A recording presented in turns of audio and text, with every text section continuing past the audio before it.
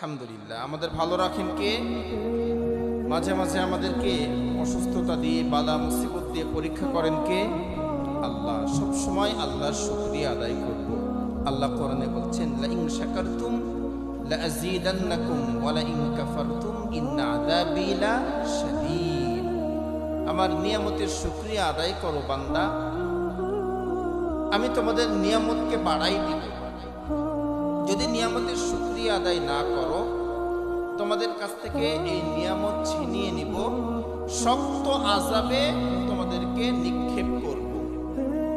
তো আল্লাহ রাব্বুল আলামিন আমাদেরকে অনেক নিয়ামত দিয়েছেন, যে নিয়ামতের বর্ণনা করে শেষ করা যাবে না। এত নিয়ামত আল্লাহ দান করেছেন। এরপরেও আমাদের কিছু মানুষ আছে যাদের কমপ্লেনের শেষ নাই। আমার বাড়ি নাই, গাড়ি নাই, সুখ নাই, শান্তি নাই, টাকা নাই, পয়সা নাই, শুধু নাই আর নাই। এমন মানুষ আছে না নাই? বেকত মনে হয় নাই? আছে। আপনার যদি কখনো এমন মনে হয় যে আমি মনে হয় সবচেয়ে অসুখী, আমি মনে হয় সবচেয়ে গরিব, আমি মনে হয় সবচেয়ে অসুস্থ, তাহলে কক্সবাজার বা চট্টগ্রাম যে আপনাদের হসপিটাল আছে, এই হসপিটালে যেয়ে একটু ঘুরে আসবেন, একটু দেখে আসবেন মানুষ কত কষ্টে আছে, কত বিপদে আছে, মৃত্যুর সঙ্গে পাঞ্জা লড়ছে। একটু ঘুরে আসবেন, তখন আপনার বুঝে আসবে যে আপনি কত সুখে আছেন, তখন বুঝতে পারবেন।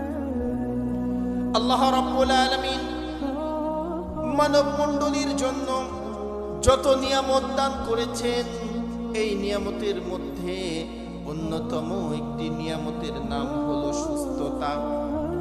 আল্লাহ যে মানুষকে সুস্থতা দান করেছে, ওই মানুষের যদি অর্থ না থাকে, বাড়ি না থাকে, গাড়ি না থাকে, শান্তি না থাকে, না থাকতে পারে, কিন্তু সুস্থ যেই আছে তার মতো এত দামি নিয়ামত অন্য কারো কাছে নাই। এত দামি নিয়ামত হলো সুস্থতা। এই সুস্থতার মাধ্যমে সময় পার করা, এটা আল্লাহর অনেক বড় একটি নিয়ামত। সুস্থ আছেন তো? বুঝে আসে না। যখন মাথাটা ব্যথা হয়, পেটে মোচড় দেয়, তখন বুঝে আসে যে সুস্থতার কত দাম। কথা ঠিক কিনা? সম্মানিত ভাইরা, তো আল্লাহ রাব্বুল আলামিন অল্প হায়াতের জিন্দেগি দিয়ে আমাদেরকে দুনিয়াতে পাঠিয়েছেন। হায়াত যখন শেষ হয়ে যাবে, আমাদের সবাইকেই বিদায় নিতে হবে। কেউ থাকতে পারবো না, কেউ থাকতে পারবো না। এই দুনিয়ার বুকে যত মত আছে, অধিকাংশ মতের পক্ষে বিপক্ষে মত আছে, কিন্তু মৃত্যু এমন একটি সত্য কথা যার বিপক্ষে কোনো মত নাই। সবাই জানে মরতে হবে, সবাই জানে মরতে হবে, মরতে যে হবে এটা সত্য। তবে মনে রাখবেন, মৃত্যু সবারই হবে। আমার আপনার মৃত্যু যেন ইমানদারের মৃত্যু হয়, আমার আপনার মৃত্যু যেন উসমান হাদির মৃত্যুর মতো মৃত্যু হয়, আপনার আমার মৃত্যু যেন আবু সাঈদের মুগ্ধের মতো মৃত্যু হয়, হাসতে হাসতে মৃত্যুবরণ হয়, যে মৃত্যু এই পারে দুনিয়া ওই পারে জান্নাত। কথা বলেন ঠিক কিনা? এই পারে দুনিয়া ওই পারে জান্নাত। নবীজি বলছেন যে কেউ যদি শাহাদাতের মৃত্যুবরণ করে, এই পারে দুনিয়া ওই পারে জান্নাত। আর মৃত্যু, শাহাদাতের মৃত্যুটা পিপিলিকায় কামড় দেওয়ার চেয়ে খুব বেশি কষ্ট হয় না।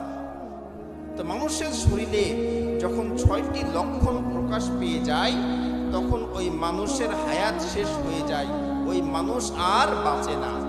অতি গুরুত্বপূর্ণ একটি আলোচনা। এই বিষয়টি আমাদের সকলেরই জানা দরকার যে আমাদের শরীরে যখন 6টি লক্ষণ প্রকাশ পেয়ে যাবে, তখন আমরা আর কেউই বাঁচব না। তখন আমরা বুঝে নিব যে আমাদের হায়াত শেষ, আমাদের মৃত্যুর সময় চলে এসেছে। এর মধ্যে 1 নাম্বার, মানুষ যখন মালাকুল মাউত ফেরেশতাকে দেখতে পাবে, আজরাইল ফেরেশতাকে দেখতে পাবে, তখন সে বুঝে নিবে যে আমার হায়াত শেষ, আমার মৃত্যুর সময় চলে এসেছে। আচ্ছা, আমরা যারা এখানে উপস্থিত আছি, এমন কি কেউ আছে বলতে পারবো যে হুজুর আমি ফেরেশতা দেখেছি? একজন হাত তোলেন তো। কেউ কেউ দেখেছেন? দেখেন নাই।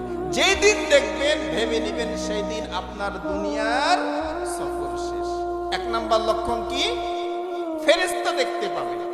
ফেরেশতা যে মৃত্যু ব্যক্তি দেখতে পায় এর প্রমাণ আমাদের অনেকের কাছেই আছে। মুমূর্ষ রোগীর কাছে যারা ছিলেন তারা অনেকেই সাক্ষ্য দিবেন যে হুজুর, মানুষ যে ফেরেশতা দেখতে পায় মৃত্যুর আগে, এরকম অনেক নজির আমরা দেখেছি। বিশেষ করে যারা ভালো মানুষ, মালাকুল মাউত আজরাইল যখন আসে তখন সালাম দেয়, হাসি খুশি থাকে, মৃত্যুর জন্য তৈয়ার থাকে। আর যারা বদকার তারা তাদের চক্ষু উল্টিয়ে দেয়, চক্ষুগুলো নীল হয়ে যায়, শরীর ফ্যাকাশা হয়ে যায়।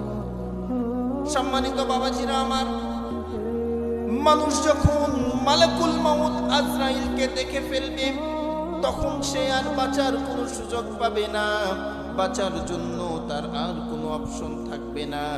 তখন মৃত্যুর জন্য তাকে প্রস্তুত নিতে হবে, তাকে তৈয়ার হতে হবে। কেননা মালাকুল মাউতকে দেখার পরে বাঁচার মতো আর কোনো সুযোগ থাকে না। মানুষ যখন মৃত্যুবরণ করে মালাকুল মাউতকে যে দেখতে পাই, হাদিস দ্বারাও প্রমাণিত। আপনার আমার নবী, বিশ্ব নবী জনাবে মুহাম্মদুর রাসূলুল্লাহ সাল্লাল্লাহু আলাইহি ওয়াসাল্লাম মৃত্যু সজ্জায় নবীজি হযরতে ফাতেমাকে ডাক দিয়ে বলেন, ও মা ফাতেমা, একটু দরওয়াজার কাছে যাও তো মা, দরওয়াজাটা খুলে দাও। দরওয়াজার সামনে কে যেন দাঁড়িয়ে আছে, দরওয়াজাটা তুমি খুলে দাও।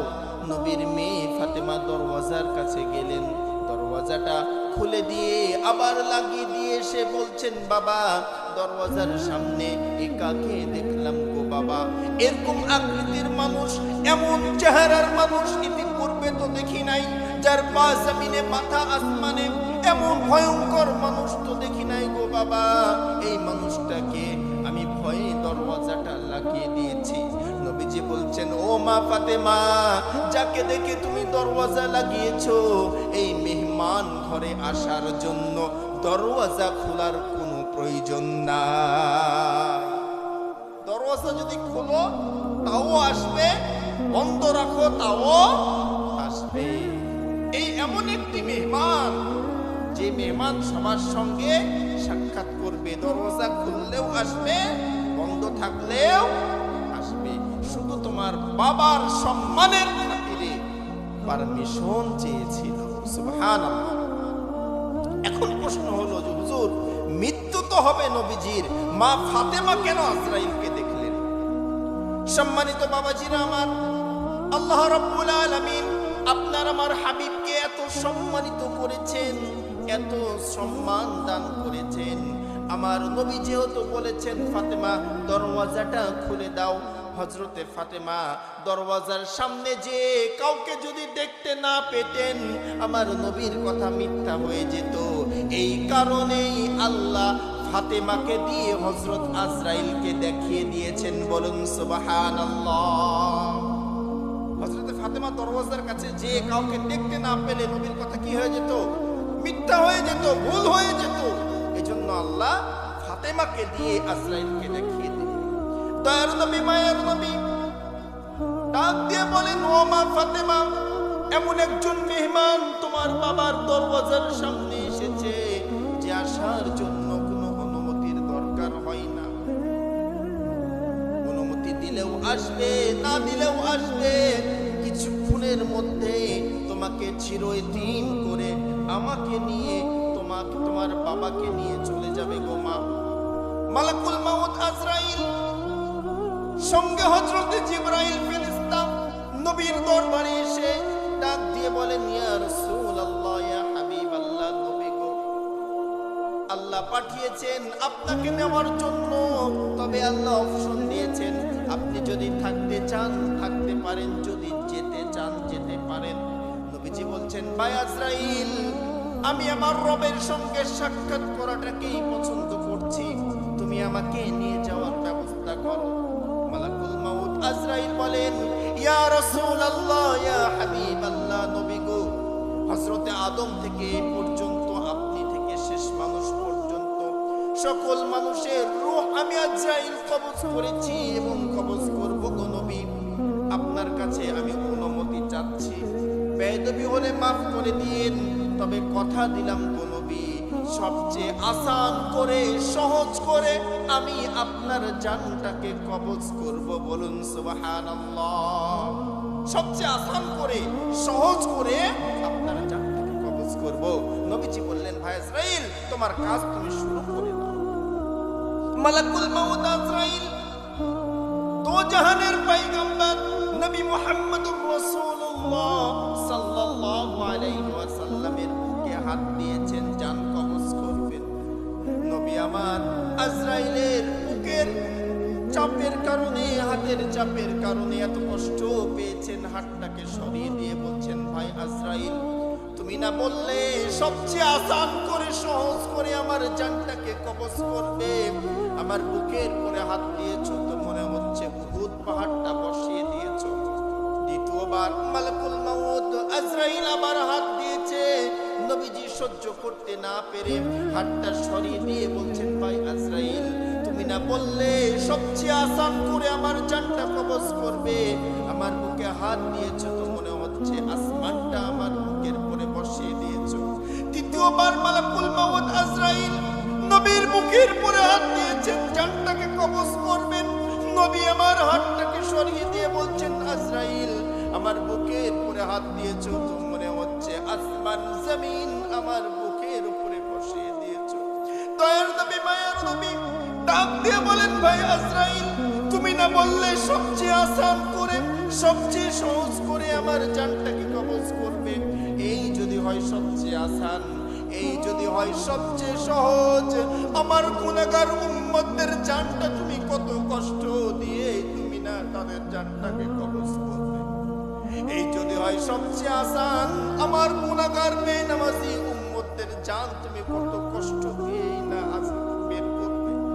সেই সময় মালাকুল মাউত আজরাইল বলেন, ইয়া রাসূলুল্লাহ, ইয়া হাবিবাল্লাহ, আপনার উম্মতদেরকে জানিয়ে দেন, তারা যদি একটি আমল করে, আমি মালাকুল মাউত কথা দিলাম গো নবী, তাদের মৃত্যুর সময় তারা এমন ভাবে মৃত্যুবরণ করবে তারা টেরই পাবে না। মালাকুল মাউত আজরাইল বলেন, আপনার উম্মতদেরকে জানিয়ে দিন, তারা 5 ওয়াক্ত নামাজ পড়ার পরে আয়াতুল কুরসি যেন পড়ে। বলুন সুবহানাল্লাহ। 5 ওয়াক্ত নামাজের পর আয়াতুল কুরসি যেন পড়ে, তাহলে আমি মালাকুল মাউত তাদের জান এমন ভাবে কবজ করব তারা টেরই পাবে না। সুবহানাল্লাহ। বলবেন যে হুজুর, আমরা তো নামাজই পড়ি না, আর আয়াতুল কুরসি আবার কখন পড়ব? নামাজই তো পড়ি না। ভাইরা আমার, নামাজ ছাড়া কোনো লাভ নাই। নামাজি যে সে ইমানদার, আর যে নামাজ পড়ে না সে বেঈমান। সোজা কথা। তাহলে বলছিলাম যে 6টি আলামত যখন কারো মধ্যে প্রকাশ পেয়ে যাবে সে আর বাঁচবে না। 1 নাম্বার, ফেরেশতা দেখবে। 2 নাম্বার, মৃত্যুর যন্ত্রণা শুরু হয়ে যাবে। দুনিয়াতে সব যদি মিথ্যা হয় হতে পারে, কিন্তু মৃত্যুর যন্ত্রণা এটা সত্য। আল্লাহ বলছেন, ওয়াজাআত সাকরাতুল মাউতি বিল হক। দুনিয়ার সব মিথ্যা হতে পারে, কিন্তু মৃত্যুর যন্ত্রণা এটা সত্য হবে। 3 নাম্বার, মানুষের তারাকি শুরু হয়ে যাবে। কাল্লা ইদা বালাগাতিত তারাকিয়া ওয়া কিলা মান রা। তাদের রূহটা পায়ের পাতা থেকে উঠতে উঠতে এই যে 2টা হাড়টি আছে, এই হাড়ের কাছে চলে আসবে। যেই জায়গা থেকে রূহটা উঠে যাবে সেই জায়গাটা মানুষের অকেজো হয়ে যাবে, আর কোনো কাজ করবে না। কিন্তু মানুষ তারপরেও বাঁচার চেষ্টা করবে। ওই মৃত ব্যক্তি মনে মনে ভাববে, জীবনে তো কত অসুস্থ হয়েছি, আবার ভালো হয়ে গেছি, আমি মনে হয় মরবো না, ভালো হয়ে যাব, এরকম চিন্তা করবে। তাহলে 3 নাম্বার, তারাকি, তার নিচ থেকে উপর পর্যন্ত রূহটা এসে এই গলার কাছে থেমে যাবে, আর নিচ যে ধরটা আছে, দেহটা আছে, এটা অকেজো হয়ে যাবে। 4 নাম্বার, হুলকুম, ফালাউলা ইদা বালাগাতিল হুলকুম। আল্লাহ রাব্বুল আলামিন পবিত্র কোরআনুল কারীমের সূরা ওয়াকিয়া 83 নম্বর আয়াতে বলছেন যে তাদের কণ্ঠনালীর কাছে রূহটা চলে আসবে। এই সময় মানুষ বুঝতে পারবে যে আমি আর বাঁচবো না, আমি আর বাঁচবো না। যখন রূহটা কণ্ঠনালীর কাছে চলে আসবে, তারা মৃত্যুর জন্য প্রস্তুত হয়ে যাবে। 5 নাম্বার, তাদের আমল নামাগুলো তাদেরকে দেখানো হবে। যে ব্যক্তি মৃত্যুবরণ করবে তার আমল দেখানো হবে, যে বান্দা তুমি দেখো তুমি কি করেছো, কতটুকু ভালো করেছো, কতটুকু খারাপ করেছো। 6 নাম্বার সর্বশেষ চিহ্ন যখন পেয়ে যাবে মানুষ, সেটি হলো মাফ চাইবে। আজরাইলকে বলতে থাকবে, একটু সময় দাও, একটু সুযোগ দাও, সারা জীবন অন্যায় করেছি, একটু সুযোগ দাও, সব আল্লাহর কাছে আমি ক্ষমা চেয়ে নিই, আমি ভালো হয়ে যাই, তারপরে আমার জানটা কবজ করো। আচ্ছা বলেন তো, আজরাইল কি তখন সময় দিবে? আজরাইল যে সময় দিবে না, আল্লাহ কোরআনে বলছেন। আল্লাহ রাব্বুল আলামিন পবিত্র কোরআনুল কারীমে বলেন, ওয়ালাই ইউআখিরাল্লাহু নাফসান ইযা জাআ আজালুহা ওয়াল্লাহু খাবীরুম বিমা তা'মালুন। যখন তাহাদের মৃত্যুর সময় চলে আসবে, একটা মুহূর্ত কাউকে সুযোগ দেওয়া হবে না। 5 নম্বরে আল্লাহ রাব্বুল আলামিন মানুষদেরকে আমল দেখিয়ে দিবে। মানুষগুলো আমল দেখার পরে তারা সুযোগ চাইবে, তারা বলবে, ফায়াকুল রাব্বি লাউলা আখখারতানি ইলা আজালিন করিব, হে আমার রব, আমাকে একটু সুযোগ দাও, একটু সময় দাও। লাউলা আখখারতানি ইলা আজালিন করিব, মৃত্যুর ফেরেশতা যখন কাছে চলে আসবে, সময় চাইবে, তখন ফেরেশতা বলতে থাকবে, জীবনে অনেক সময় তুমি পেয়েছো, তুমি ভালো হও নাই, নামাজি হও নাই, তুমি ভালো কাজ করো নাই, এখন আর সুযোগ দেওয়া হবে না, সঙ্গে সঙ্গে ওই ব্যক্তির জানটাকে কবজ করা হবে, সঙ্গে সঙ্গে সে মৃত্যুবরণ করবে। তো প্রিয় হাজরিন, এই মৃত্যুর জন্য সব সময় প্রস্তুত থাকা, তৈয়ার থাকা। নবীজি বলছেন, ওই ব্যক্তি জ্ঞানী যে ব্যক্তি মৃত্যুর জন্য প্রস্তুত হয়, পরকাল ভিত্তিক জীবন ব্যবস্থা করে। ভাইরা আমার, আমরা কেউই কিন্তু আজীবন থাকবো না, চলে যাব, এটাই সত্য, এটাই স্বাভাবিক।